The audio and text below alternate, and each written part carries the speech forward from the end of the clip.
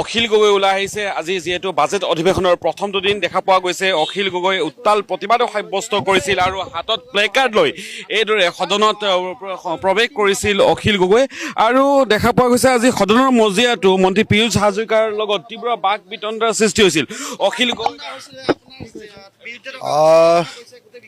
চাওক, আজি একেবাৰে অসমৰ হোম ডিপাৰ্টমেণ্টটো উলংঘ হৈ যোৱা বুলি কয় যে উলংঘ হৈ গ'ল। আজিকালি কি হৈছে, হিমন্ত বিশ্ব শৰ্মা অহাৰ পাছৰ পৰা এই মানুহটো ভয়ংকৰ মানুহ এটা ন। থানাৰ পৰা আৰু কোৰ্টৰ পৰা যি মানুহটোৱে নিজৰ যিমানবিলাক কেছ ডায়েৰী আৰু হেৰি আছিলে, চাৰ্জশ্বিট আছিলে, এইবিলাক চব লুকুৱাই দি কেছকে নাইকিয়া কৰি দিলে নাই। এতিয়া হোম মিনিষ্টাৰ হৈ কি কৰিছে, কৈছে যে বেছি কেছ ৰেজিষ্টাৰ নকৰিবি। যদি বেছি কেছ ৰেজিষ্টাৰ কৰ, নেশ্যনেল ক্ৰাইম ব্যুৰ ৰিপৰ্টত সদায় অসমৰ পজিশ্যনটো বেয়া হৈ আহে। সেইকাৰণে এতিয়া ৰেপ কৰিলেও কেছ ৰেজিষ্টাৰ কৰিবলৈ নিদিয়ে, এটেম্প টু মাৰ্ডাৰ হ'লেও কেছ ৰেজিষ্টাৰ কৰিবলৈ নিদিয়ে। আৰু আপোনাক যদি মাৰি পেলাবলৈও যায়, মহিলা নিৰ্যাতন কৰি, তাৰ পাছতো আপুনি কেছ দিলে কেছ ৰেজিষ্টাৰ নহয়। কগনাইজেবল যিবিলাক কেছ আছে, সেই কগনাইজেবল কেছবিলাককো তেওঁলোকে নন কগনাইজেবল কৰি দিয়ে। সেইকাৰণে মই আজি সুধিছিলোঁ, বোলো আপোনালোকে মোক কওকচোন যে অসমত আপোনালোকে যিবিলাক আগতে মানে ক্ৰাইম ব্যুৰৰ ৰিপৰ্টত সদায় বেছিকৈ আহি থাকে, হঠাতে যে নাইকিয়া হৈ গ'ল কেছবিলাক কিয়? মই তেতিয়া তেওঁলোকক সুধিলোঁ, বোলো এটা কথা কওকচোন, আগতকৈ GD এণ্ট্ৰি বাঢ়িছে নে কম হৈছে? আপোনালোকে জানে নহয় কথাটো, বুজি পাইছে নহয় জানো? তাৰমানে এখন প্ৰথমতে মানুহ এজনে যেতিয়া FIR দিয়ে, FIR দিলে কি হয়, FIR নকৰি আজিকালি সেইটো অকল জেনেৰেল ডায়েৰী এণ্ট্ৰি কৰি দিয়ে। যদি জেনেৰেল ডায়েৰী এণ্ট্ৰি কৰি দিয়ে সেইটো তেতিয়াহ'লে নেশ্যনেল ক্ৰাইম ব্যুৰ ৰিপৰ্টলৈ নাযায়গৈ। নহ'লে কগনাইজেবল কেছবিলাক নন কগনাইজেবল কৰি দিয়ে, সেইবিলাকো হেৰিয়ালৈ নাযায়গৈ। মানে নেশ্যনেল ক্ৰাইম ব্যুৰ ৰিপৰ্টলৈ নাযায়গৈ। এই কামটোৰ কাৰণে হিমন্ত বিশ্ব শৰ্মাই কি কৰিলে, যে ধৰ্ষণৰ কেছ লুকুৱাবৰ কাৰণে, নাৰী নিৰ্যাতনৰ কেছ লুকুৱাবৰ কাৰণে, এটেম্প টু মাৰ্ডাৰৰ কেছ লুকুৱাবৰ কাৰণে, মাৰ্ডাৰৰ কেছ লুকুৱাবৰ কাৰণে, এইবিলাকত অসম সদায় 1 নম্বৰত আছিলে আগতে ভাৰতৰ। এইটো লুকুৱাবৰ কাৰণে কি কৰিলে, যে যি কেছ আহক, প্ৰথমতে যদি কোনোবাই FIR দিয়ে সেইখন ৰেজিষ্টাৰ নকৰিবা, যিমান ডাঙৰ ছেকশ্যন থাকক ৰেজিষ্টাৰ নকৰিবা, সেইখন প্ৰথমতে DSP আৰু SP-লে পঠিয়াই দিবা। পাৰিলে সেইটো হিমন্তৰ পৰা পাৰ্মিশ্যন ল'বা। যদি BJPয়ে আপোনাৰ বিৰুদ্ধে কেছ এটাই দিয়ে সেইটো কগনাইজেবল, কিন্তু BJPৰ বিৰুদ্ধে এই যে ভুৱা এনকাউণ্টাৰ যে কৈছে, যদি আপুনি ভুৱা এনকাউণ্টাৰ কৰা পৰিয়ালটোৰ পৰা আপুনি যদি এটা কেছ দিবলৈ যায় সেইটো কেছ ৰেজিষ্টাৰ নহয়। গোটেই অসমত এনেকুৱা পৰিস্থিতি হৈছে যে সাধাৰণ মানুহে কেছ দিলে, বিৰোধী পক্ষই কেছ দিলে, কেছ এইটো ৰেজিষ্টাৰ নহয়, আৰু বিৰোধী পক্ষৰ ওপৰত তিলটোকে তালটো বনাই ডাঙৰ ডাঙৰ কেছ ৰেজিষ্টাৰ কৰি দিয়ে। গতিকে এই প্ৰশ্নটো আজি ধৰিলোঁ। তেতিয়া তেওঁ লুকাব খুজিছিলে, মই ক'লোঁ তেতিয়াহ'লে GD এণ্ট্ৰিটোৰ সংখ্যাটো দিয়কচোন। তেওঁতো ভয় খাই গ'ল, GD এণ্ট্ৰিৰ সংখ্যা দি দিলে ওলাই যাব যে কেছ ইমান আছিলে, আচলতে ইমানখিনি লুকুৱালে। সেইকাৰণে সেইটো নিদিলে, তেওঁ মনে মনে থাকিলে, মোক আক্ৰমণ কৰি দিলে। তাৰপিছত মই সুধিলোঁ, ঠিক আছে তুমি GD এণ্ট্ৰি নিদিয়া, GD এণ্ট্ৰিৰ সংখ্যাটো নিদিয়া বছৰ ৱাইজ, এটা বস্তু দিয়াচোন বাৰু, ওলাই পৰিব নহয়। মেজিষ্ট্ৰেটে কিমান কেছত কোৰ্টে নিৰ্দেশ দিছে যে এই কেছটো তোমালোকে কিয় ৰেজিষ্টাৰ কৰা নাই, এইটো ৰেজিষ্টাৰ কৰিবলৈ দিয়া। বা নেশ্যনেল হিউমেন ৰাইটছ কমিশ্যনে, অসম হিউমেন ৰাইটছ কমিশ্যনে, বা পুলিচ একাউণ্টেবিলিটি কাউন্সিল কমিশ্যন, এওঁলোকে কিমান নিৰ্দেশ দিছে যে এই কেছটো কিয় ৰেজিষ্টাৰ কৰা নাই, কেছটো ৰেজিষ্টাৰ কৰা বুলি। মই সুধিলোঁ যে হিউমেন ৰাইটছ কমিশ্যনে কিমান দিছে, নেশ্যনেল হিউমেন ৰাইটছ কমিশ্যনে কিমান দিছে, পুলিচ একাউণ্টেবিলিটি কাউন্সিলে কিমান এনেকুৱা নিৰ্দেশ দিছে, আৰু মেজিষ্ট্ৰেটে কিমান দিছে। সেইটো প্ৰশ্নটো উত্তৰ নিদিয়ে। কেলে? কাৰণ সেইটো দি দিয়াৰ মানে অৰ্থটো হৈ গ'ল যে এইটো সেৱা লুকুৱাইছে। গতিকে আজি বিধানসভাত একদম পীযুষ হাজৰিকাই হিমন্ত বিশ্ব শৰ্মাৰ হৈ উত্তৰ দিবলৈ যাওঁতে কান্দিবলগীয়া হৈ গৈছে। মই দেখিছোঁ যে তেওঁ কান্দিছোঁ অলপ। তেওঁ লাজ পাইছে, তলমূৰ কৰিছে, উপায় নাপায় তেওঁ কি কৰিছে, অখিল গগৈক পিছত আক্ৰমণ কৰিছে। আজিতো হিমন্ত বিশ্ব শৰ্মাটো পলাই দিলে, ফুটি দিলে। আজি সদনলৈ নাহিলে মোৰ প্ৰশ্নটো দেখি। মই যিটো প্ৰশ্ন কৰিলোঁ সেই প্ৰশ্নটো দেখি তেওঁৰ অৱস্থা বেয়া হয় বুলি তেওঁ নাহিলে, কি পীযুষক ফচাই দিলে যে তই উত্তৰ দে। পীযুষ বেচেৰাটোৱে আজি এনেকুৱা গালি খালে, এনেকুৱা লাজ পাইছে, গোটেই অসমৰ মানুহৰ আগত লাজ পাইছে। আৰু DGP পৰা আৰম্ভ কৰি গোটেইগাল বহি আছে তাত। তেওঁলোকক মই একদম উলংঘ কৰি দিলোঁ আজি। হোম ডিপাৰ্টমেণ্ট আৰু পুলিচ ডিপাৰ্টমেণ্টক উলংঘ কৰি দিলোঁ। তোমালোকে কি কৰি আছা মই আজি একদম দেখুৱাই দিলোঁ। গতিকে আজি হিমন্ত বিশ্বৰ কাৰণে আটাইতকৈ লাজৰ দিন অসম বিধানসভাত। তেওঁ যদি লাজ আছে আজি গৃহমন্ত্ৰী পদৰ পৰা পদত্যাগ কৰিব লাগে। দেখা পোৱা গৈছে যে আপুনি আন এটা বিষয় উত্থাপন কৰিছিলে, যে বাক স্বাধীনতা হৰণ কৰা অধ্যক্ষ ধমকি দিলে মোক। মই কৈছিলোঁ যে মুখ্যমন্ত্ৰী, মন্ত্ৰী আৰু বিৰোধী দলৰ নেতাই কথা ক'লে মাত পাতিব নোৱাৰে বুলি আপোনালোকে যি সিদ্ধান্ত লৈছে এইটো অগণতান্ত্ৰিক। তেওঁ ক'লে মন্ত্ৰীৰ কথা ক'ত আছে, কিন্তু তেওঁক প্ৰেছ মিটত আগত কৈছিলে আকৌ মন্ত্ৰী বুলি, এতিয়া নাই বুলি কৈ দিলে। ঠিক আছে, হৈ গ'ল বাৰু, নাই মন্ত্ৰীৰ কথা নাই। কিন্তু মুখ্যমন্ত্ৰী আটাইতকৈ বেছিকৈ চুপতি মাৰে। আমি কথা কৈ থাকোঁতে তেওঁহে মাতি পাতি দিয়ে। বিৰোধী পক্ষ মানুহে কথা কওঁতে মুখ্যমন্ত্ৰী আটাইতকৈ কথা কয়। এতিয়া মুখ্যমন্ত্ৰীয়ে আমাক চুপতি মাৰিব পাৰিব, আমি খালি মুখ্যমন্ত্ৰীক ওলোটাই প্ৰশ্ন সুধিব নোৱাৰিম। 1 নম্বৰ। 2 নম্বৰ প্ৰশ্নটো হ'ল, আটাইতকৈ গুৰুত্বপূৰ্ণ প্ৰশ্নটো হ'ল, আপোনালোকে জানি আচৰিত হ'ব, আপুনি আচৰিত হ'ব যে এতিয়া অসমৰ মুখ্যমন্ত্ৰীক আমি এটাও প্ৰশ্ন কৰিব নোৱাৰিম। মুখ্যমন্ত্ৰীয়ে আমি কথা ক'ম 1 মিনিট 34 ছেকেণ্ড, মুখ্যমন্ত্ৰীয়ে কথা ক'ব 1 ঘণ্টাৰ পৰা 1.5 ঘণ্টা। 1 ঘণ্টা 1.5 ঘণ্টা সময় কৈ আমাক গালি পাৰিব, আৰু মুখ্যমন্ত্ৰীয়ে কোৱা প্ৰত্যেকটো 2 নম্বৰী কথাৰ উত্তৰ দিবৰ কাৰণে আমাৰ সময় নাই, আমাক কথা ক'বলৈ নিদিয়ে। এইটো হ'ল বিধানসভাত অকল 24জন সদস্য, বিৰোধী সদস্য থকা সদস্যবিলাকৰ মুখখন বন্ধ কৰিবলৈ লোৱা প্ৰক্ৰিয়া। সেইকাৰণে মই ক'লোঁ বোলো এইটো কি কথা, এইটো আপুনি বন্ধ কৰিব নে নকৰে? ক'লে নাই এইটোক আমি কৰিমেই, মানে এইটো মানে শাস্তিমূলক ব্যৱস্থা হ'ব। আৰু কংগ্ৰেছৰকো মই এটা কথা কওঁ, কংগ্ৰেছে ইয়াৰ কিয় বিৰোধিতা নকৰিলে? মই লিডাৰ অফ দ্য অপজিশ্যন আৰু গৌৰৱ গগৈক সোধোঁ যে আপোনালোকেও অসম বিধানসভাত বিৰোধীৰ মুখ বন্ধ হোৱাটো বিচাৰে নেকি? আপোনালোকো বিজেপিৰ লগত আছে নেকি যে আপোনালোকে কথাটো নামাতিলে? এই কথাটো মই আপোনালোকক জনাই থৈ গ'লোঁ। বড়ো ভাষাটো বিধানসভাত এই মানুহ মৰিব দিয়া ৰ। অখিল গগৈ তেওঁ বিধানসভাৰ পৰা এইমতে ওলাই আহিছে, আৰু অখিল গগৈক আমি প্ৰশ্ন কৰি আছো।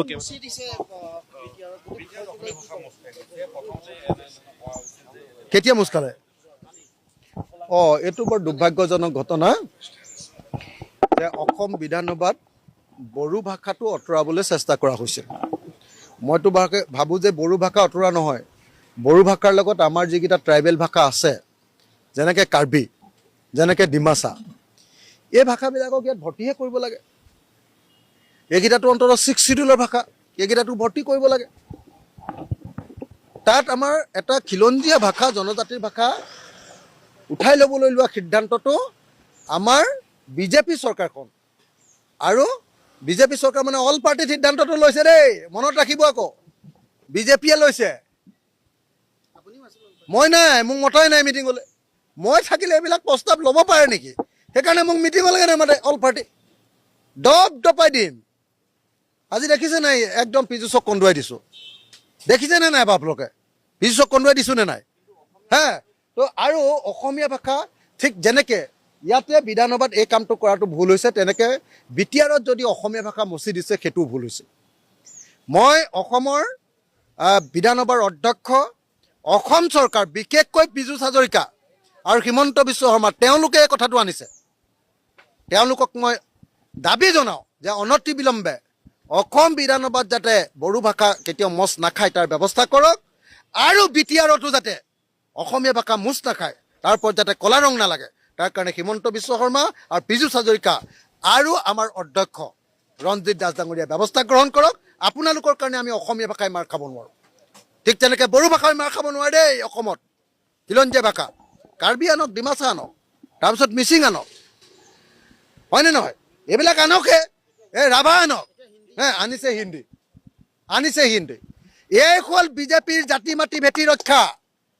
এই হ'ল আমাৰ ৰঞ্জিত দাস যি অধ্যক্ষ ডাঙৰীয়াৰ এয়া নীতি অধ্যক্ষ ডাঙৰীয়াৰ নীতি এয়া সেইকাৰণে ইয়াৰ আমি তীব্ৰ বিৰোধিতা কৰিছোঁ বড়ো ভাষা কেতিয়াও কাট খাব নোৱাৰিব আৰু বিটিআৰৰ পৰা অসমীয়া ভাষাও কাট খাব নোৱাৰিব থেংক ইউ এগৰাকী ডিচিপিয়ে সাংবাদিকক হয় এয়া আছিল অখিল গগৈ তেওঁ মন্তব্য কৰিছে তেওঁ কৈছে তেওঁ বিধানসভাত তেওঁ মন্ত্ৰী পীয়ুষ হাজৰিকাক উভতি ধৰা বুলি তেওঁ কৈছে বিশেষকৈ ৰাজ্য চৰকাৰে তথ্য লুকুৱাইছে যিবোৰ গোচৰ পঞ্জীয়ন হয় সেই গোচৰৰ ক্ষেত্ৰত তথ্য লুকুৱাইছে বুলি অভিযোগ উত্থাপন কৰিছে অখিল গগৈয়ে বিশেষকৈ দেখা পোৱা গৈছে শেহতীয়াভাৱে গৃহ বিভাগে বা আৰক্ষীয়ে গোচৰ পঞ্জীয়ন নকৰে বুলি এক গুৰুতৰ অভিযোগ উত্থাপন কৰিছে ৰাইজৰ দলৰ সভাপতি অখিল গগৈয়ে তাৰ পৰিৱৰ্তে কেৱল জিডি এণ্ট্ৰি কৰি পেলাইহে সেই গোচৰবোৰ থাপি থ'ব খোজে আৰু মুখ্যমন্ত্ৰী হৈ যিহেতু সদনত প্ৰশ্ন উত্তৰ দি আছিল মন্ত্ৰী পীযুষ হাজৰিকাই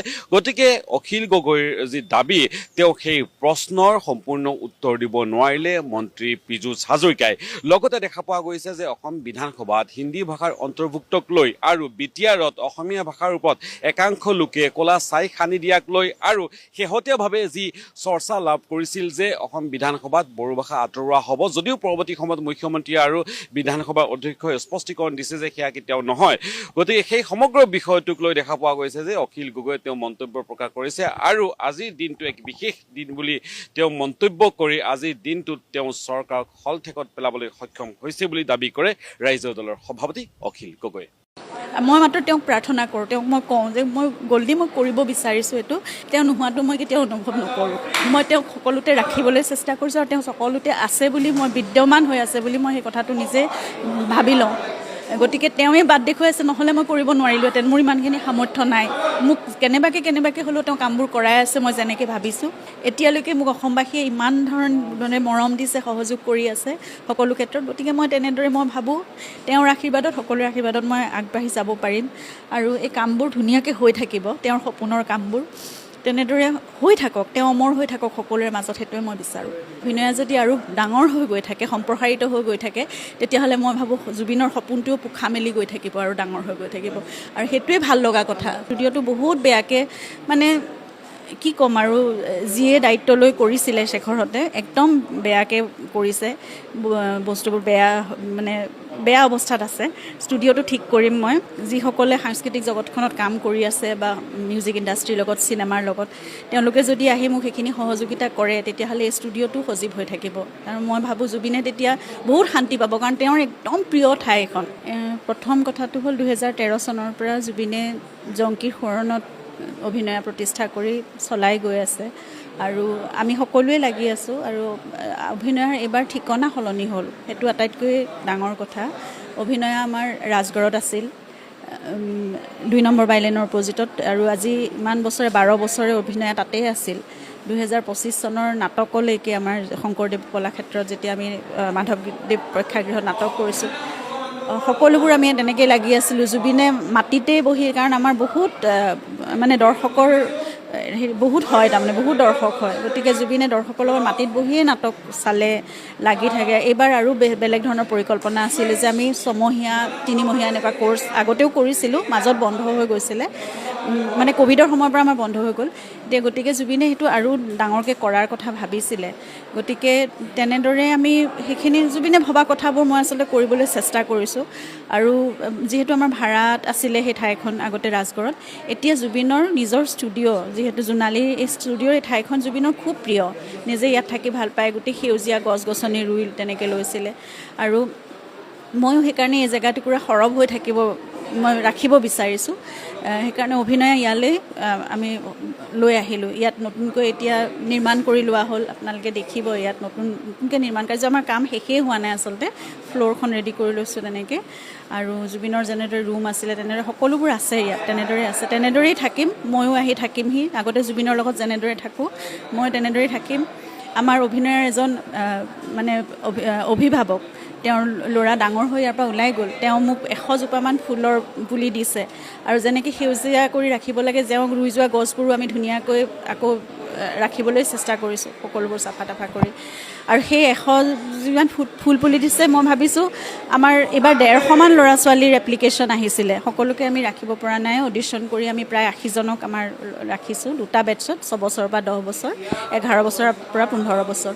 তেওঁলোকৰ হতুৱাই ফুল পুলিবোৰ আমি ৰুৱাম ইয়াত তেওঁলোকৰো তেতিয়া স্মৃতি থাকি যাব অভিনয়ৰ লগত সদায় সেইখিনি থাকি যাব আমাৰ লগতো আৰু মই ভাবোঁ আজি জুবিন চেকেই বহুত সুখী হৈছে কাৰণ ইমান ল'ৰা ছোৱালীৰ ইয়াত সকলোৱে আহি একেলগ হৈছে জেগাখন ইমান সজীৱ হৈ উঠিছে গতিকে মই ভাবোঁ মই মাত্ৰ তেওঁক প্ৰাৰ্থনা কৰি আছোঁ ৰাতিপুৱাৰ পৰা যে তুমি আশীৰ্বাদ দিবা সকলোকে আমিও যাতে কামবোৰ চলাই যাব পাৰোঁ ভালকৈ আৰু গাইড কৰি থাকিবা প্ৰতিটো ক্ষেত্ৰত বাট দেখুৱাই যাবা এই ল'ৰা ছোৱালীখিনিকো আশীৰ্বাদ কৰিবা তেওঁলোকেও আগতে আমাৰ অভিনয়ৰ পৰা বহুত তেনেকৈ প্ৰতিভা ওলাইছে বহু ক্ষেত্ৰত শিশু শিল্পী হিচাপেই হওক বা প্ৰতিষ্ঠিত অভিনেতা বা ডাইৰেকশ্যনৰ ক্ষেত্ৰতে হওক অন্য বিভিন্ন কলা কুশলী হিচাপেও তেওঁলোকে নিজক গঢ় দিব পাৰিছে গতিকে এতিয়াও ওলাই যাব মই সেইটোৱে ভাবোঁ আৰু জুবিনৰ যিবোৰ শিকাই যোৱা গীত দুটা গীত আছে অভিনয়ৰ কাৰণে তেওঁ এন্থেম হিচাপে বনাই দিছিলে মুকুতা মুকুতা ইতিমধ্যে আমি ইউটিউবত ৰিলিজ কৰিছোঁ সেই গানটো খুবেই সকলোৰে মাজত জনপ্ৰিয় আৰু এটা গান আছে জিংকা পিকা পো বুলি সেইটোও আমি শিকাম আৰু নতুনকৈ সেইটো ৰেকৰ্ড কৰিবলৈ চেষ্টা কৰিম তাৰপিছত এই কামখিনি চলি থাকিব তেনেকৈ আৰু আমাৰ যিহেতু আমাৰ মূল মন্ত্ৰটোৱে হৈছে আই মুখৰ মাত গতিকে অসমীয়া মানে গীত মাতৰ লগত অসমীয়া খেলা ধূলাবোৰৰ লগত পুৰণি খেলবোৰৰ লগত এই সকলোবোৰৰ লগত আমি তেওঁলোকক চিনাকি কৰি দিবলৈ বা তেওঁলোকক জড়িত ৰাখিবলৈ চেষ্টা কৰোঁ তেনেকৈ আমাৰ গীত নৃত্য পদ্য কবিতা এই সকলোবোৰৰ মাজেৰে নাটক এখন গঢ় দি আমি অহা 27 তাৰিখে আমি 2খন নাটক কৰিম যিহেতু দুটা বেটছ আছে আমাৰ দুটা বিভিন্ন এজৰ গতিকে 2খন নাটকৰ সৈতে আৰু বিভিন্ন গীত মাত নৃত্যৰ অনুষ্ঠান হ'ব 27 জুলাইত মাধৱদেৱ প্ৰেক্ষাগৃহত আৰু মই এই চেনেলৰ যোগেদিয়ে মই সকলোকে আমন্ত্ৰণো জনাইছোঁ সকলো আহক ল'ৰা ছোৱালীখিনিক আশীৰ্বাদ দিয়ক আমাকো উৎসাহ যোগাওক আমাক নতুনকৈ এতিয়া বহুত শক্তিৰ প্ৰয়োজন হৈছে মোক বিশেষকৈ মোৰ বহুত সাহসৰ প্ৰয়োজন হৈছে সকলোৰে আপোনালোকৰ সহযোগিতাত মই এইখিনি কৰি যাবলৈ চেষ্টা কৰিম যিমান পাৰোঁ তেওঁ নোহোৱাটো মই কেতিয়াও অনুভৱ নকৰোঁ মই তেওঁক সকলোতে ৰাখিবলৈ চেষ্টা কৰিছোঁ আৰু তেওঁ সকলোতে আছে বুলি মই বিদ্যমান হৈ আছে বুলি মই সেই কথাটো নিজে ভাবি লওঁ গতিকে তেওঁৱেই বাট দেখুৱাইছে নহ'লে মই কৰিব নোৱাৰিলোহেঁতেন মোৰ ইমানখিনি সামৰ্থ্য নাই মোক কেনেবাকৈ হ'লেও তেওঁ কামবোৰ কৰাই আছে মই যেনেকৈ ভাবিছোঁ মই মাত্ৰ তেওঁক প্ৰাৰ্থনা কৰোঁ তেওঁক মই কওঁ যে মই গ'ল্ডি মই কৰিব বিচাৰিছোঁ এইটো এনেকৈ হৈ যোৱাটো হৈ গ'লে ভাল লাগিব আৰু সেই কামটো কেনেবাকৈ হ'লেও অকণমান পলম হ'লেও হৈ উঠিছে সেইটো মোৰ কাৰণে ডাঙৰ আশীৰ্বাদ মানে আৰু সকলোৱে মোক যেনেকৈ হওক সকলোৱে সহযোগ কৰিছে এতিয়ালৈকে মোক অসমবাসীয়ে ইমান ধৰণে মৰম দিছে সহযোগ কৰি আছে সকলো ক্ষেত্ৰত গতিকে মই তেনেদৰে মই ভাবোঁ তেওঁৰ আশীৰ্বাদত সকলোৰে আশীৰ্বাদত মই আগবাঢ়ি যাব পাৰিম আৰু এই কামবোৰ ধুনীয়াকৈ হৈ থাকিব তেওঁৰ সপোনৰ কামবোৰ তেনেদৰে হৈ থাকক তেওঁ অমৰ হৈ থাকক সকলোৰে মাজত সেইটোৱে মই বিচাৰোঁ আৰু অভিনয় আপুনি এনেদৰে আগুৱাই লৈ যাব লাগিব নিশ্চয় লৈ যাম এতিয়া এইবাৰ গুৱাহাটী ইউনিভাৰ্চিটিতো হাকু বুলি এটা গ্ৰুপৰ লগত সাংস্কৃতিক গ্ৰুপৰ লগত অভিনয় একেলগ হৈ পেলাই তাতো এটা ৱৰ্কশ্বপ হৈছে মাজুলীৰ পৰাও আমাৰ লগত কথা পাতিছে হয়তো এইবছৰ তেওঁলোকে কথা পাতিছে অতি সোনকালে হয়তো উইণ্টাৰ ৱৰ্কশ্বপৰ পৰা আৰম্ভ কৰি তেওঁলোকেও মাজুলীতো হ'ব তেনেদৰে ঠায়ে ঠায়ে অভিনয় যদি আৰু ডাঙৰ হৈ গৈ থাকে সম্প্ৰসাৰিত হৈ গৈ থাকে তেতিয়াহ'লে মই ভাবোঁ জুবিনৰ সপোনটোও পোখা মেলি গৈ থাকিব আৰু ডাঙৰ হৈ গৈ থাকিব আৰু সেইটোৱে ভাল লগা কথা এতিয়া কাম কৰি আছোঁ অভিনয়ৰ এইখিনি গোটেইখিনি সম্পূৰ্ণ হৈ গ'লে সকলো চিজিল হৈ গ'লে বা তেওঁৰ ৰুমটো আৰু এটা ইয়াতে বেডৰুমো হৈছে এই গোটেইখিনি হৈ যোৱাৰ লগে লগে তেওঁৰ ষ্টুডিঅ'টো ঠিক কৰিম ষ্টুডিঅ'টো বহুত বেয়াকৈ মানে কি ক'ম আৰু যিয়ে দায়িত্ব লৈ কৰিছিলে শেখৰহঁতে একদম বেয়াকৈ কৰিছে বস্তুবোৰ বেয়া অৱস্থাত আছে ষ্টুডিঅ'টো ঠিক কৰিম মই মোৰ সাধ্য অনুসৰি মই কৰি সেই ষ্টুডিঅ'টো চলাই থাকিব লাগিব তাৰমানে সেই জেগাটো সজীৱ কৰি ৰাখিব লাগিব আৰু সকলোৰে সহযোগিতা লাগিব তাত কাম হ'ব লাগিব গতিকে সকলো যদি যিসকলে সাংস্কৃতিক জগতখনত কাম কৰি আছে বা মিউজিক ইণ্ডাষ্ট্ৰীৰ লগত চিনেমাৰ লগত তেওঁলোকে যদি আহি মোক সেইখিনি সহযোগিতা কৰে তেতিয়াহ'লে এই ষ্টুডিঅ'টো সজীৱ হৈ থাকিব আৰু মই ভাবোঁ জুবিনে তেতিয়া বহুত শান্তি পাব কাৰণ তেওঁৰ একদম প্ৰিয় ঠাই এখন আহিব পাৰিব চাব পাৰিব কিন্তু সেইটো এনেকুৱা নহয় যে মই আৰু জুবিনৰ নিচিনাকৈ গোটেই ৰাতি ইয়াত এনেকৈ মই তেনেকৈ কৰিব নোৱাৰিম কিন্তু তথাপিতো এই ঠাইডোখৰ তেনেকৈ সজীৱ হৈ থাকিব স্মৃতি সজীৱ হৈ থাকিব কামবোৰ চলি থাকিব মোৰ কাৰণে সেইটো আটাইতকৈ মানে ডাঙৰ এটা কথা আৰু যে কামবোৰ চলি থাকিব লাগিব জনাইছোঁ আৰু এইবাৰ কিমান আছে এইবাৰ কিমান সদস্য প্ৰায় 150মান এপ্লিকেশ্যন আহিছিলে মই কৈছোঁ অডিশ্যন ল'ব লগা হৈছে আমি 80জন মানক ৰাখি দুটা বেটছ মিলাই 80জন মানুহ ৰাখিছোঁ আৰু আমাৰ সঞ্জীৱ বুঢ়াগোহাঁই যি গুৱাহাটী ইউনিভাৰ্চিটিৰ পাৰফৰ্মিং আৰ্টছৰ ফেকাল্টি তেওঁৰ লগত আমাৰ কেইবাজনো আৰু তৰালী শৰ্মা, ৰূপম ভূঞা, তেনেদৰে ৰাজেশ ভূঞা, শশাংক সমীৰ, বহুকেইজন আমাৰ ফেকাল্টি আছে, পংকজ ইংতি, কিন্তু এনেকৈ গেষ্ট ফেকাল্টিও আহিব। আজি জয় কাশ্যপ আহিছে, মঞ্জুল বৰুৱা আহিছে, তাৰপিছত ত্ৰিদীপ লাহন আছে, দেৱপ্ৰসন্ন, তেখেতো প্ৰডিউচাৰ ডিৰেক্টৰ, তেনেদৰে ৰাতিপুৱা জ্যোতিনাৰায়ণ নাথ আহিছিলে আগবেলাৰ বেটছটোত, তেনেদৰে আমাৰ গেষ্ট ফেকাল্টিও আহি থাকিব। কিছুমান মানুহৰ মগজুটো আমাৰ এই মূৰটোত নাথাকে নেকি? তেওঁলোকে মগজুবোৰ আঁঠুত লৈ ঘূৰে নেকি? কথাটো এইকাৰণে মনলৈ আহিছে, বিগত দুদিনৰ পৰা মন কৰিছোঁ, মানে বিধানসভাৰ পৰা বড়ো ভাষা হেনো আঁতৰিব আৰু তাক লৈ বিৰাট চৰ্চা চলিছে, যদিও মুখ্যমন্ত্ৰী হিমন্ত বিশ্ব শৰ্মা ডাঙৰীয়াই স্পষ্টীকৰণ দিবলগীয়া হয়। এই কথাবোৰ আচলতে কোনে কিয় কৰে? ইয়াৰ উদ্দেশ্যত কিবা অন্য ধান্দা থাকে নেকি? ইতিমধ্যে প্ৰাক্তন অধ্যক্ষ বিশ্বজিৎ দৈমাৰী ডাঙৰীয়াই বড়ো ভাষাটো বিধানসভাৰ সৰ্বস্তৰত প্ৰচলনৰ কাৰণে বিশেষ ব্যৱস্থা কৰি থৈ গৈছে। এতিয়া আমাৰ স্পষ্ট কথা, যদি বিশ্বজিৎ দৈমাৰীয়ে নিজস্ব ধৰণে কোনো অনুমতি নোলোৱাকৈ কামটো কৰিছিল, তেতিয়াহ'লে বিশ্বজিৎ দৈমাৰীৰ ওপৰত কিয় ব্যৱস্থা গ্ৰহণ কৰা নহ'ব? বিধানসভাৰ পৰা এই যে বড়ো ভাষাটো আঁতৰ হ'ব, এই কথাটো কোনে কাক জনাইছে?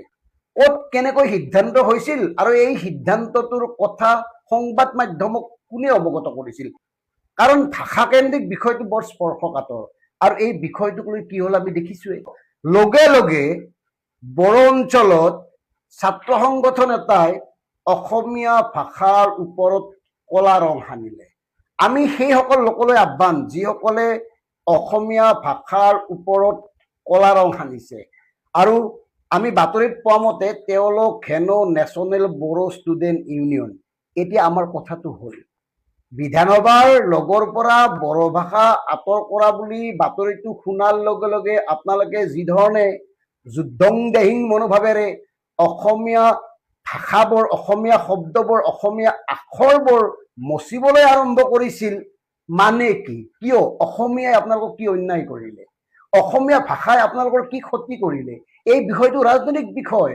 আপোনালোকৰ বড়ো অঞ্চলৰ পৰাও 10তকৈ অধিক প্ৰতিনিধি অসম বিধানসভাত আছে, তেওঁলোকক ধৰক। প্ৰথমতে আপোনালোকে কাক জবাবদিহি কৰিব লাগিছিল? কাৰণ আপোনালোকেতো নিজকে ছাত্ৰ সংগঠন বুলি কৈছে, যিহেতুকে ছাত্ৰ সংগঠন নিশ্চয় মানে পঢ়া পাতি কৰে, গতিকে পঢ়া পাতি কৰা একোগৰাকী শিক্ষিত লোক হৈ এই কথাটো কিয় ভাবি নাচায়? কথাবোৰ বিশ্লেষণ কৰি চাব লাগিছিল, কিয় হ'ল, কাৰ কাৰণে হ'ল, কথাটো সঁচাই নে মিছা? কথাটো সঁচা নে মিছা কোনো ধৰণৰ বাজ বিচাৰ নকৰাকৈ আপোনালোকে যি পদক্ষেপ গ্ৰহণ কৰিছে, সেয়া কিন্তু আমাৰ দৃষ্টিত অন্য হিচাপে ধৰা দিছে। কাৰণ আপোনালোকৰ ক'ৰবাত কেনেবাকৈ অসমীয়া ভাষা আৰু অসমীয়া মানুহৰ প্ৰতি ঘৃণা আছে নেকি? আৰু যদি সঁচাকৈ ঘৃণা সৃষ্টি হৈছে, এয়া কিন্তু বৰ চিন্তনীয়, নাপায় নকৰিব। কাৰণ অসমত আমি সকলোৱে একেলগে আছো, প্ৰতিটো জাতি জনগোষ্ঠী সকলোৱে লগ হৈ অসমখনক আগবঢ়াই নিব লাগিব। গতিকে আজি যদি বড়ো অঞ্চলত কিবা এটা হয়, আমি যদি লগে লগে একো বাজ বিচাৰ নকৰাকৈ বড়ো ভাষাৰ ওপৰত আক্ৰমণ কৰোঁ, বড়ো ভাষা মুচি দিওঁ, বড়োৰ বিৰুদ্ধে বেয়া কথা কওঁ, এই কথাটো হ'ব নোৱাৰে। আপোনালোক আমি সকলোৱে লগ লাগিয়েতো এই অসমখন, গতিকে এই কথাবোৰ চিন্তা নকৰাকৈ হাতত ব্ৰাছডাল ল'লে এফালৰ পৰা মচি গ'ল, এয়া কেনে কথা? আৰু তেওঁলোক কেনেকুৱা মানুহ নিজেই চিন্তা কৰক। এই যে বড়ো ভাষাটো আঁতৰ কৰিম বুলি বাতৰি দিলে, অথচ মুখ্যমন্ত্ৰীয়ে স্পষ্টীকৰণ দিবলগীয়া হ'ল। আৰু ইয়াত আটাইতকৈ ডাঙৰ ঘটনাটো আপোনালোকে হয়তো মন কৰিছে, এতিয়া বড়ো ভাষাৰ সমান্তৰালভাৱে হিন্দী ভাষাটোও হেনো লগতো থাকিব। আৰু তেওঁলোকে যুক্তি দিছে হিন্দী ৰাষ্ট্ৰীয় ভাষা।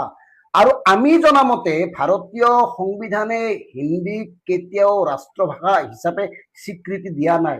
গতিকে ৰাষ্ট্ৰভাষা হিচাপে স্বীকৃতি নিদিয়া হিন্দীক অসম বিধানসভাৰ বাহিৰে ভিতৰে বা অসম বিধানসভাৰ কাম কাজত ব্যৱহাৰ কৰিবৰ কাৰণে এই গোটেই কৌশলটো ৰচনা কৰা হৈছে নেকি? কাৰণ আমাৰ দৃষ্টিটো ক'ত থাকিল? বড়োই অসমীয়া ভাষা মুচিলে। এই বিষয়টোত দৃষ্টি নিবদ্ধ থকাৰ সময়তে কোনো ধৰণৰ বিতৰ্ক নোহোৱাকৈয়ে অসম বিধানসভাৰ কাম কাজত হিন্দী ভাষা ব্যৱহাৰ কৰিব পৰাৰ যিটো ব্যৱস্থা কৰিলে, এইটো কিন্তু চিন্তনীয়। কাৰণ অসম বিধানসভাত ইতিমধ্যে একাধিক হিন্দীভাষী লোকে প্ৰতিনিধিত্ব কৰিছে, আৰু এই বিষয়টোত আমি অধিক মনোনিৱেশ কৰিব পাৰিব লাগিছিল, অধিক চৰ্চা হ'ব লাগিছিল।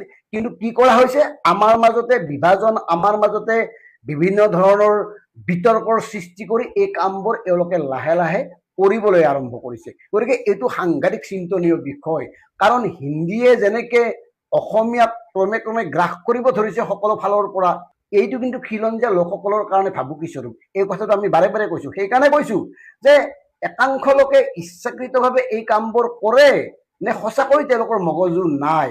আৰু মন কৰক, বিশ্বজিৎ দৈমাৰীয়ে বিগত কাৰ্যকালত যিবোৰ ব্যাগম দুৰ্নীতি সংঘটিত কৰিছিল সেই সম্পৰ্কেতো কোনো তদন্ত নহল, ৰঞ্জিত দাসেও নকৰিলে, কৰিম বুলি কৈছিল। গতিকে সেই তদন্তবোৰ হোৱা উচিত নাছিল নে?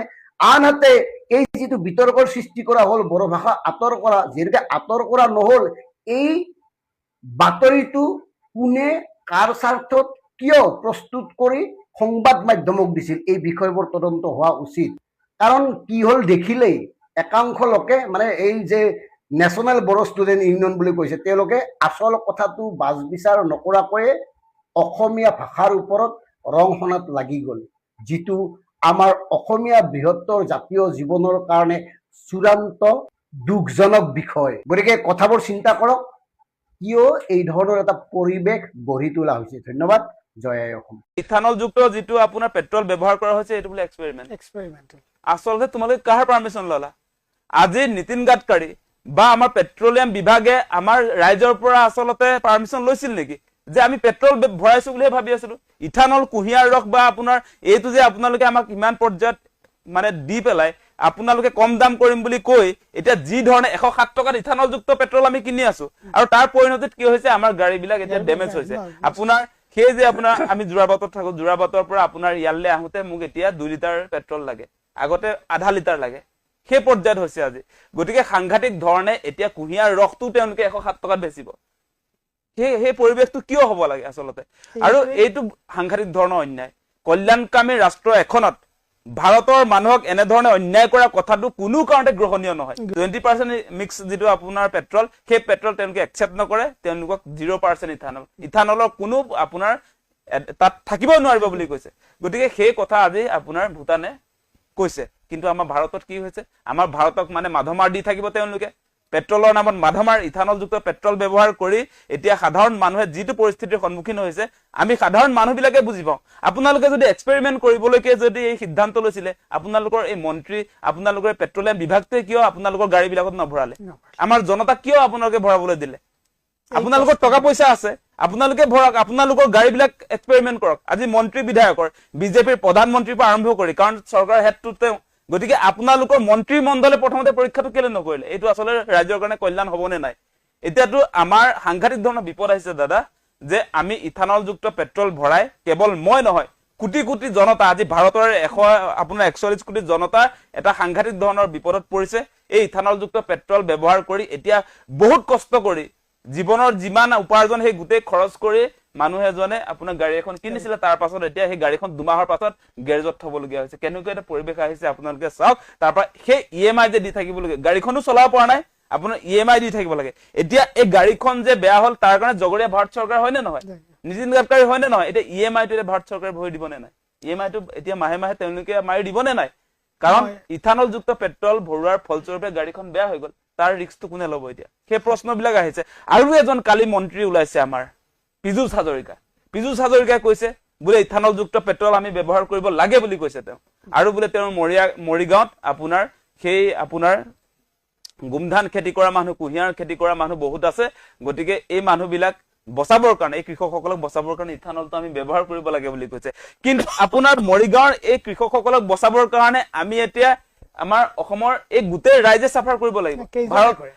কেইজন আমাৰ গোটেই মানুহেতো আপোনাৰ ইথানলযুক্ত পেট্ৰলে ব্যৱহাৰ কৰি আছো। এখন ডিষ্ট্ৰিক্টৰ কৃষকৰ কাৰণে আমাৰ সেই তেওঁলোকক, এই কৃষকসকলে কিন্তু সেই ইথানলযুক্ত পেট্ৰলে ব্যৱহাৰ কৰিব। তেওঁলোকে আপোনাৰ কৃষি প্ৰডাকশ্যন কৰি ইথানলটো আপোনাৰ তেওঁলোকৰ যিটো আপোনাৰ এইটো কি গোমধানে হওক বা কুঁহিয়াৰ আপোনাৰ প্ৰডাকশ্যন কৰাৰ পাছত তেওঁলোকে যে গাড়ী এখন কিনিব, তাৰ পাছত সেই গাড়ীখন আকৌ গেৰেজত থৈ দিব লাগিব। সেইটো কি হ'ল পিছে? মানে য'ত ক্ষতি আছে সেইটোত কিয় আপুনি একদম মানে আপোনাৰ উস্তাদি মাৰি ইথানলযুক্ত পেট্ৰল ব্যৱহাৰ কৰিব লাগে বুলি পীযুষ হাজৰিকাই যিটো কথা কৈছে সেইটো কোনো কাৰণতে আপোনাৰ গ্ৰহণযোগ্য নহয়। তেওঁ নিজকে আচলতে বৈজ্ঞানিক বুলি ভাবি ল'ব নালাগে। আৰু কথা কৈছে তেওঁ দাদা, তেওঁ সামৰিব লাগিব। তেওঁ আৰু কথা কৈছে বোলে পাম খেতিও বোলে কৰিব লাগে অসমত। সেই কথাও কৈ দিলে নহয়। এতিয়া ইণ্ডোনেছিয়া, মালয়েছিয়াত বোলে পাম খেতি কৰে, এতিয়া অসমতো কৰিব লাগে। কিন্তু আপোনালোকে জানে পাম খেতিৰ কাৰণে অসম আচলতে উপযোগী হয় নে নহয়? এতিয়া খৰাং যে হৈছে, এই খৰাঙত আমাৰ পানী যোগান দিব নোৱাৰে আপোনাৰ পাম খেতি কৰাৰ পাছত সেই পানী স্তৰটো কিমান তলত গুচি যায় আৰু পাম খেতি কিমান মানে পাম অইল বিলাকৰ হেৰি কিমান আপোনাৰ পানী লাগে সেই কথাটো তেওঁ প্ৰথমতে জানি লোৱা ভাল এতিয়া মই এই সামৰিম কিন্তু তাৰ আগতে আকাশ দল আজিৰ দিনটোতো কিয় আমি 107 টকাত আপোনাৰ পাৰ লিটাৰ পেট্ৰল কিনিব লাগে আজিৰ দিনটোতো আপোনাৰ $69 হে হয় আপোনাৰ 159 লিটাৰত গতিকে সেইটো যদি ভাৰতীয় টকাত আপোনালোকে কনভাৰ্ট কৰিছে তেতিয়া দেখিব আজি ইন্টাৰনেশ্যনেল মাৰ্কেটত আজিৰ দিনটোত আপোনাৰ প্ৰতি লিটাৰ পেট্ৰলৰ দাম 42 টকা হয় মই উলিয়াই থৈছো এইবিলাক প্ৰতি লিটাৰ পেট্ৰলত আপোনাৰ 42 টকাতকৈ বেছি নহয় আৰু এই মুহূৰ্তত যে ইমান দামটো বৃদ্ধি হৈছে আপোনালোকে জানে যে দাম বৃদ্ধিৰ মূল কথাটো হৈছে আমাৰ কেন্দ্ৰীয় চৰকাৰে পাৰ লিটাৰ পেট্ৰলত আপোনাৰ তেওঁলোকে চাৰ্জ কৰে টেক্স হিচাপে আপোনাৰ এক্সাইজ ডিউটি কিবা কিবি তেওঁলোকৰ গভৰ্ণমেণ্ট টেক্সৰ নামত তেওঁলোকে আপোনাৰ কেন্দ্ৰীয় চৰকাৰে পেট্ৰলত 1 লিটাৰত আপোনাৰ 19 টকা 80 পইচা চাৰ্জ কৰে আৰু আমাৰ ৰাজ্য চৰকাৰে আজি অসমৰ ক্ষেত্ৰত হিমন্ত বিশ্ব শৰ্মা চৰকাৰে 18 টকাত 90 পইচা চাৰ্জ কৰে গতিকে দুইখন চৰকাৰে মিলি প্ৰায় 40 টকা আমাৰ পৰা পাৰ লিটাৰ পেট্ৰলত আদায় কৰিছে কিমান পৰ্যায়ত টেক্স লৈছে সেই কথাটো কিন্তু আমি ৰাইজে উপলব্ধি কৰিব পাৰিব লাগিব আৰু এই মুহূৰ্তত আমি দেখিছো আজি আপোনাৰ এতিয়া ভাৰত চৰকাৰৰ তৰফৰ পৰা কোৱা হৈছে যে ইন্ধনৰ মূল্যটো হ্ৰাস নহয় কিন্তু এই সমান্তৰালভাৱে একেটা সময়ত আমি দেখিছো যোৱা দুদিনৰ আগত আপোনাৰ আমেৰিকা যুক্তৰাষ্ট্ৰৰ ৰাষ্ট্ৰপতি ডনাল্ড ট্ৰাম্পে তেল কোম্পানী বিলাকক ধমকি লগাইছে যে আমেৰিকাত কোনো কাৰণতে আচলতে ইন্ধনত দাম বৃদ্ধি কৰিব নোৱাৰিব পেট্ৰল ডিজেলৰ দাম কোনো কাৰণতে আমেৰিকাত বঢ়াব নোৱাৰিব যদি কোনোবাই বঢ়াব খোজে তেনেহলে আমেৰিকাৰ পৰা বিদায় ল'ব লাগিব তেনেকুৱা লুটপাট দাম বৃদ্ধিৰ জৰিয়তে যেনেকে সাধাৰণ মানুহক আচলতে যি ধৰণৰ ৰাম টাঙুন দিয়া কাৰ্যসূচী চলিছে সেইবিলাকৰ ক্ষেত্ৰত কিন্তু আমাৰ ভাৰতৰ মানে বেলিকা আপুনি প্ৰধানমন্ত্ৰীৰ ভূমিকা নিশ্চয় দেখিছে মাতবোল আছে জানো তেখেতৰতো মাতবোল নাই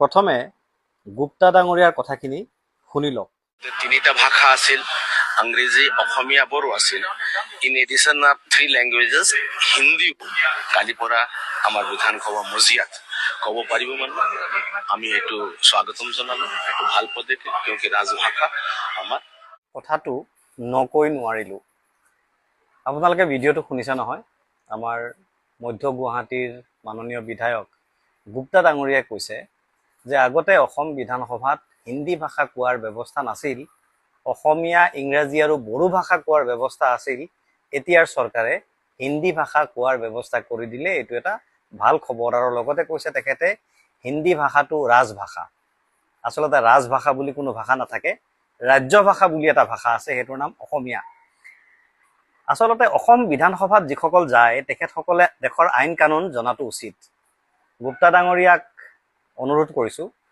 1960 চনৰ ভাষা আইনখন এবাৰ পঢ়ি চাবলে অসম চৰকাৰৰ ৱেবছাইটত আছে উলিয়াই চালে হ'ল অসম চৰকাৰৰ ভাষা আইন 1960 চনৰ যিখন আইন সেইখনে কৈছে সেকশন 3 সেইখনে কৈছে যে অসম বিধানসভাত আপুনি ইংৰাজী আৰু হিন্দী দুইটা ভাষা ক'ব পাৰিব অসমীয়া ভাষাটো আপুনি ক'বই লাগে কোৱা হৈছে যে অসমীয়া ভাষাটো অসম বিধানসভাত কোৱাটো জৰুৰী উচিত অসম চৰকাৰে অসম বিধানসভাত যিমান ধৰণৰ বিল যিমান ধৰণৰ আইন যিমান ধৰণৰ এমেন্ডমেন্ট বা অন্যান্য যিমান যি তথ্যপাতি আছে ৰুলছ আপোনাৰ যিবোৰ ৰিপৰ্ট সাবমিট কৰিব সকলোবোৰ অসমীয়া ভাষাত হ'ব লাগিব এটো অসম ৰাজ্য ভাষা আইন 1960 এই আইনখনে এটো স্পষ্টভাৱে কৈছে কিন্তু লগতে এই কথাও কৈছে যে ইংৰাজী আৰু হিন্দী ভাষা কোনোবাই ইচ্ছা কৰিলে অসম বিধানসভাত ক'ব পাৰিব অসম বিধানসভাৰ বিধায়ক নিৰ্বাচিত হৈ জনপ্ৰতিনিধিয়ে যদি অসম বিধানসভাই প্ৰণয়ন কৰা আইন বা নীতি নিয়মৰ কথা নাজানে তেতিয়াহ'লে ইয়াতকে লাজৰ কথা একো নাই এই কথাটোকে ক'বৰ কাৰণে এই ভিডিঅ'টো বনাইছিলো কোনোবাই যদি পাৰে অনুগ্ৰহ কৰি গুপ্তা ডাঙৰীয়াক কথাটো মনত পেলাই দিব ধন্যবাদ নমস্কাৰ মই জ্ঞানশ্ৰী অন্য এটা বিষয়ৰ সম্পৰ্কে কিছু কথা আলোচনা কৰিবলৈ লাইভত আহিলো শেহতীয়াকৈ আমি দেখিবলৈ পালো যে অসম বিধানসভাত হিন্দী ভাষাৰ অন্তৰ্ভুক্তি হ'ল লগো দেখিবলৈ পালো অসমীয়া আৰু বড়ো মানুহৰ মাজত সংঘাতৰ সৃষ্টি কৰি পিছ দুৱাৰেদি সংঘাতৰ সুবিধা লৈ বড়ো ভাষাৰ অন্তৰ্ভুক্তি কৰা হ'ল আসলতে কথাটো বহুত মানুহক ডাইভাৰ্ট কৰি কথাটো বহুত বুদ্ধিৰে কৰা গ'ল বড়ো ভাষা বিধানসভাৰ পৰা আঁতৰিছে বুলি বাতৰি হোৱাৰ লগে লগে আচলতে BTADত প্ৰতিবাদ হ'ল। BTADত বহুজনে অসমীয়া ভাষাটো মুচি দিলে। এটা সংঘাতপূৰ্ণ পৰিৱেশ সৃষ্টি হ'ল। তাৰ প্ৰতিক্ৰিয়া হিচাপে অসমীয়া মানুহেও দাবী কৰিলে, অসমৰ মানুহে, অসমীয়া ভাষীসকলে দাবী কৰিলে যে বড়ো ভূমিত অসমীয়া ভাষাটো থাকিব লাগিব।